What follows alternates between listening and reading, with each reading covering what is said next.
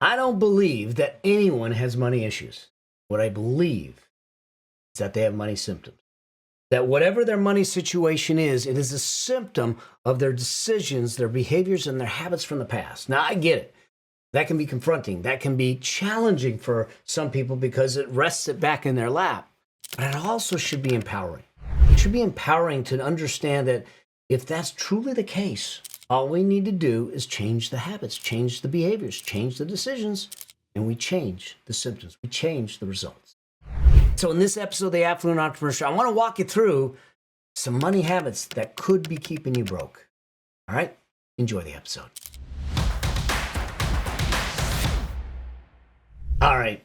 Over 3 decades as a financial advisor, as a CPA, as a valuation professional, valuing businesses and helping build and scale businesses and build wealth, I had a chance to see a few things. And what I've noticed is that there are certain habits that will get you ahead, and there are certain habits that could be holding you back. And in this episode, in this video, I actually want to walk through some of the habits that could be holding you back from the financial freedom you deserve.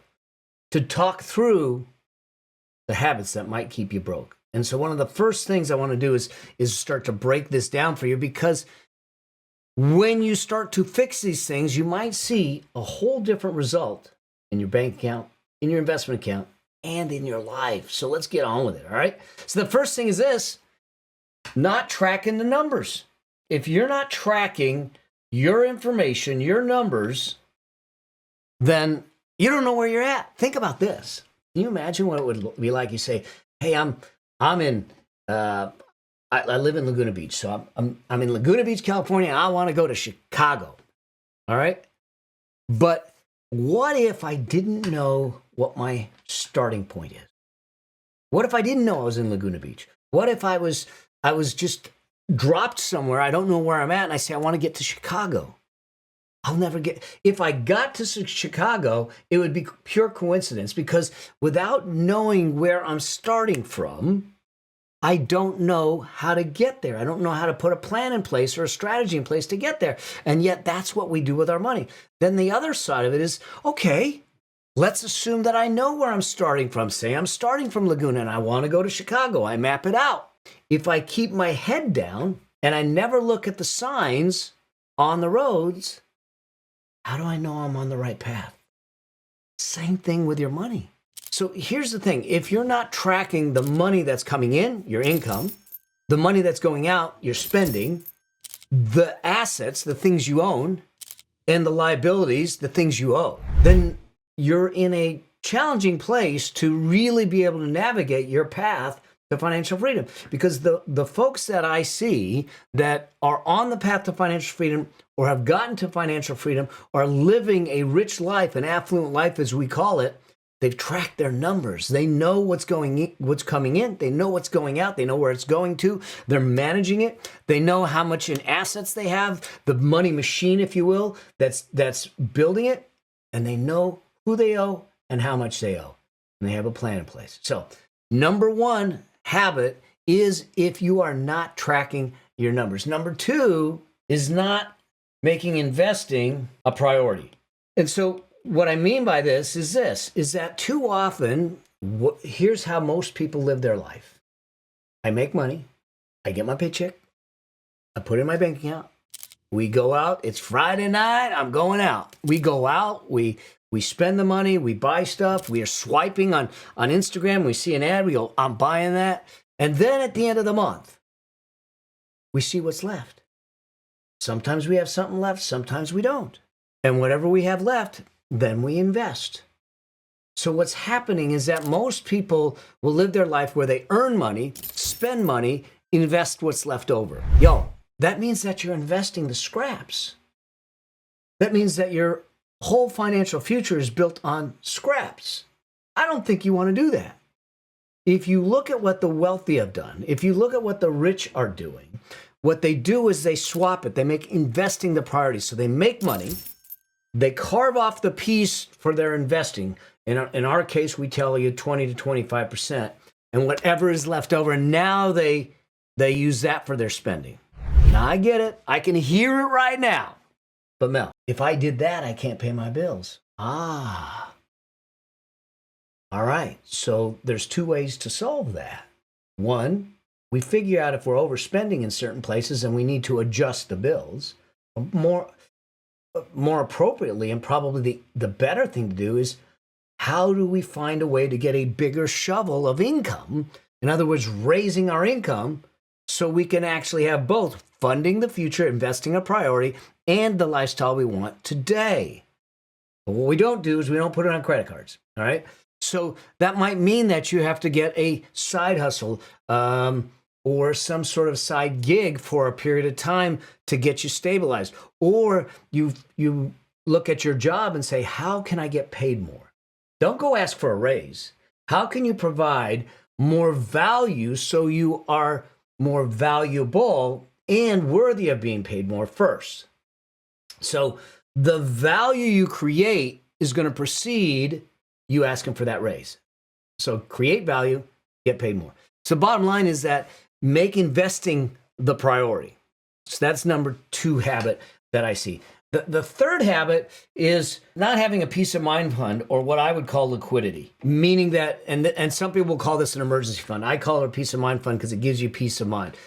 If you don't have cash available to you, high yield savings account is where we usually put it, and something happens, something that's more tragic, not a small thing that happens, but something that maybe you lose a job and it's going to take you 2 months or 3 months to get back on your feet. Maybe you have a health scare like I did and you got to shut things down, or you have something that is more prolonged. If you don't have the liquidity to carry yourself through those downturns, you have a challenge. And so one of the habits that can put you into a precarious position is if you don't have the liquidity, the peace of mind fund, the emergency fund, whatever you want to call it, to make sure that you can sustain yourself during uncertain or down times, okay? Because it's going to happen, typically. It's just the way life is. Things happen. Fact is that most bankruptcies are a result of, medical expenses that can't get paid. A lot of that happens. So having that liquidity is going to be really important, and not having it is one of the habits that I see that can keep people in a situation where they're broke. Number 4, your buying decisions. Okay, how are you making your buying decisions? If you're making your buying decisions based on what others are doing, that's going to keep you broke. Our buying decisions need to be based on us. What do we want? And look, I'm no different to y'all. I'm human. I do the same thing. There is a reason I got a $900 coffee maker in that kitchen over there. And it's because I was on this app and I go, oh, that looks cool.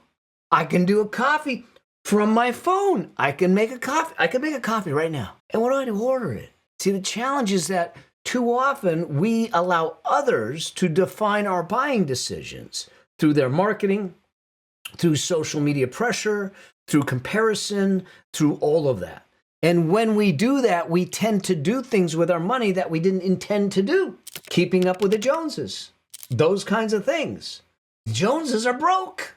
Let's not keep up with them. So making sure that your buying decisions are your own and not influenced by what others are doing becomes important. That leads me to this next one, is carrying credit card balances. Credit cards, you can use credit cards. You can use credit cards that just fine. I use credit cards. So I'm not saying get rid of all your credit cards. I will say if you can't handle the credit cards, then get rid of it. But what I don't want you to do is carry credit card balances, especially with rising interest rates.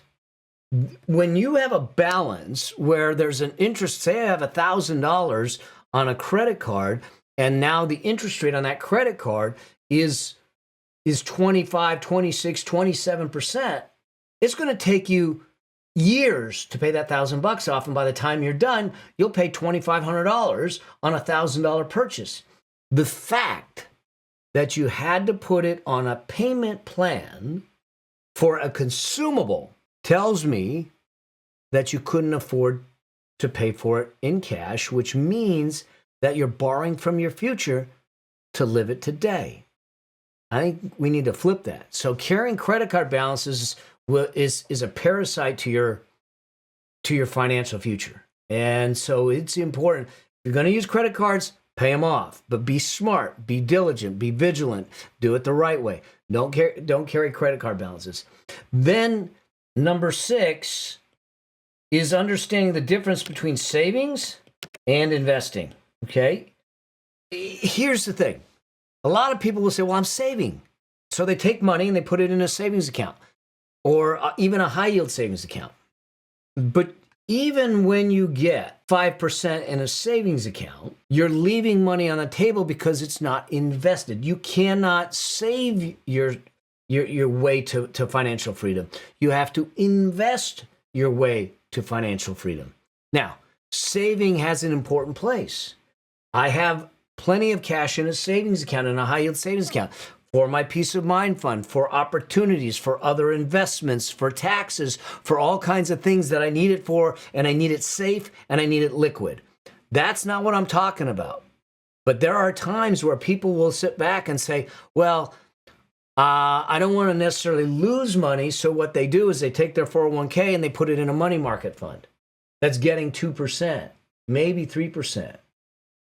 That's not going to get you to the numbers you need to get to be financially free. You have to put it in to work for you in a harder way, if you will. The idea, remember, the money machine is when your money works harder for you than you did for it. Now, that doesn't mean you take on undue risk. But when we look at long-term returns in the stock market, that's 8 to 11%.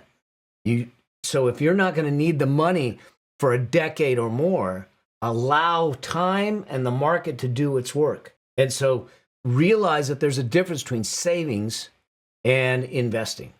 Then number 7 is understanding that taxes are like that little Pac-Man is eating away at your wealth. And so it becomes important. I don't want you to be tax specialists, okay? That's not your job. But we need to have enough understanding to do some things to make sure that we're not paying more than our fair share. There are certain ways to structure your income, certain ways to structure your life, your business, to reduce the taxes legally. Think about it this way. If the maximum tax rate is in the 30 plus percent range, and like in California, state rate's 13%, you're approaching 50% or more in taxes.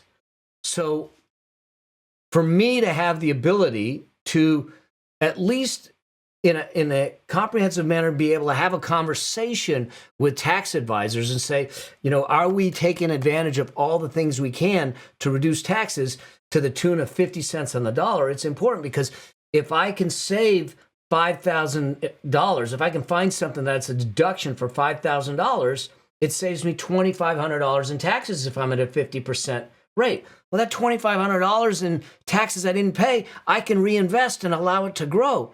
So taxes is a big part of making sure that you're on the road to financial freedom. And when we turn around and say, I'm just at the whim of the tax code, we put ourselves on a ride where someone else is carving and chipping away at our wealth at percentages that we don't want them to do.